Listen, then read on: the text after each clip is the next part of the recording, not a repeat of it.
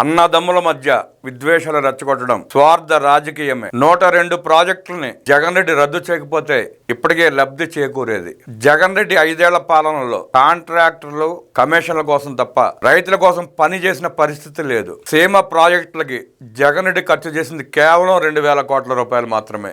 ఆ 2,000 కోట్ల రూపాయలు కూడా కమిషన్ రూపంలో దిగమింగారు తప్ప ఒక్క ప్రాజెక్ట్ పని చేసింది లేదు. చంద్రబాబు నాయుడు గారి పాలనలో రాయలసీమ ఇరిగేషన్ ప్రాజెక్టు కోసం 20,000 కోట్ల రూపాయలు ఖర్చు చేసిన పరిస్థితి అందరికి తెలిసిందే. నల్లమల సాగర్ ప్రాజెక్టు పూర్తయితే 2 రాష్ట్రాలకి నీటి లభ్యత పెరుగుతుంది. రాయలసీమ లిఫ్ట్ ప్రాజెక్టు పైన నిజాలకు పాతరేసి జగన్ రెడ్డి నిస్సిగ్గుగా అబద్ధాలు చెబుతూ సీఎం చంద్రబాబు గారి పైన విషం చిమ్ముతున్నారు. వాస్తవానికి ఆ పథకం మొదలైంది, నిలిచిపోయింది 2 జగన్ రెడ్డి పరిపాలన సమయంలోనే.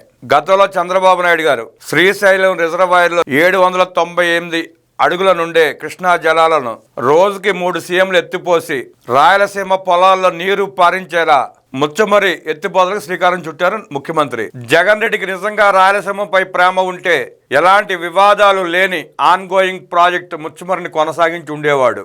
అయితే ముచ్చమరిని యథాతథంగా చేపడితే చంద్రబాబుకు మంచి పేరు వస్తుందనే దుగ్ధతో అనుమతులు లేని రాయలసీమ లిఫ్ట్ ను తెరపైకి తెచ్చాడు.